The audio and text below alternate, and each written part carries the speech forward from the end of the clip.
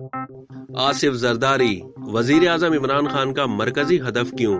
وزیر اعظم عمران خان نے تحریک عدم اعتماد سے بچنے کے بعد سابق صدر آصف علی زرداری کو اپنا ٹارگٹ نمبر 1 کیوں قرار دیا، جو ان کے لیے 2018 میں اقتدار سنبھالنے کے بعد اب تک کا سب سے مشکل چیلنج ہے؟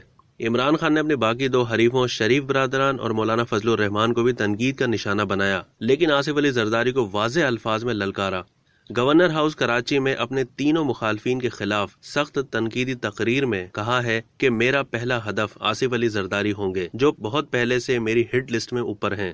انہوں نے لوگوں کو مارا، پولیس اور گینگسٹر کو استعمال کیا۔ وزیر اعظم نے کہا کہ زرداری تمہارا وقت پورا ہو گیا ہے۔ عمران خان کی جانب سے آصف علی زرداری کو مرکزی ہدف بنانے کی کئی وجوہات ہیں۔ یہ آصف علی زرداری کا سیاسی چال بازیوں کا فن ہے، جس کی وجہ سے 2018 کے انتخابات سے پہلے بلوچستان میں سیاسی بغاوت کے ذریعے عمران خان کو فائدہ پہنچا۔ آصف زرداری نے انتخابی طاقت کے باوجود بلوچستان میں مسلم لیگ نون کے خلاف ہوا کا رخ موڑا اور ایک نئی پارٹی بلوچستان عوامی پارٹی بنائی گئی، جس کے ارکان نے 2018 کے الیکشن کے بعد عمران خان کا وزیر اعظم منتخب ہونے کے لیے ساتھ دیا۔ آصف زرداری نے عمران خان کی سینٹ الیکشن میں بالواسطہ حمایت کی، جب بی اے پی کے صادق سنجرانی چیئرمین سینٹ منتخب ہوئے اور نون لیگ کے امیدوار کو شکست ہوئی۔ آصف زرداری نے اس طرح سابق وزیر اعظم نواز شریف سے مسلم لیگ نون کے دور میں ڈاکٹر عاصم حسین سمیت قریبی ساتھیوں کی گرفتاری کا سیاسی بدلہ لیا۔ آصف زرداری نے بعد میں بھی چیئرمین سینٹ صادق سنجرانی کے خلاف عدم اعتماد میں عمران خان کی بالواسطہ حمایت کی، جب سینٹ میں اپوزیشن کی اکثریت کے باوجود یہ تحریک ناکام ہوئی۔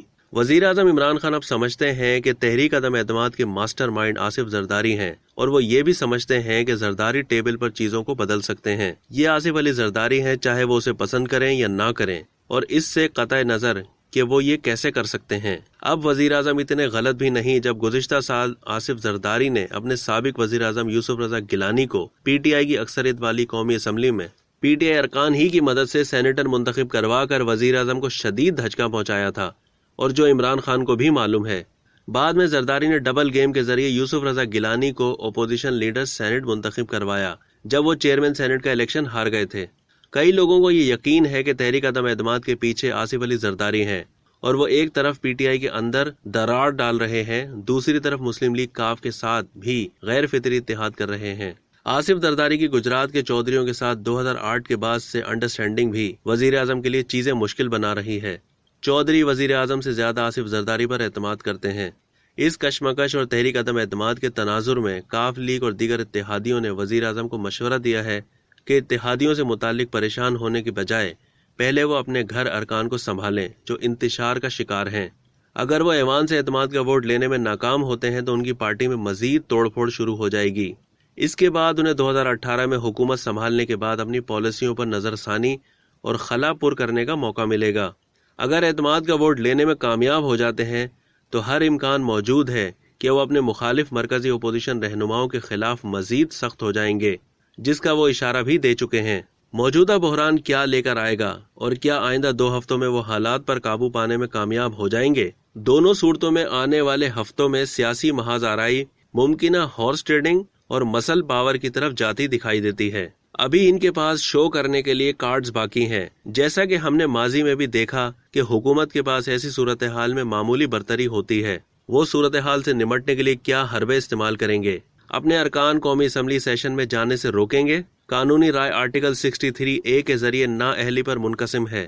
اس کے علاوہ عمران خان ضمنی الیکشن اور کنٹونمنٹ بورڈ بلدیاتی انتخابات میں پارٹی کی شکست کو کبھی ٹھیک سے سمجھ ہی نہیں پائے، اور حال ہی میں کے پی بلدیاتی الیکشن کے پہلے مرحلے میں شکست کی وجوہات نہیں جان پائے، جس پر انہوں نے پارٹی تنظیم کو تحلیل کر کے نئی تنظیم کا اعلان کیا۔ تحریک عدم اعتماد آنے کے بعد بھی ان کی پارٹی میں کئی گروپ سامنے آئے ہیں، تاہم MQM پاکستان کے ساتھ ملاقات سے انہیں کچھ امید ملی ہے۔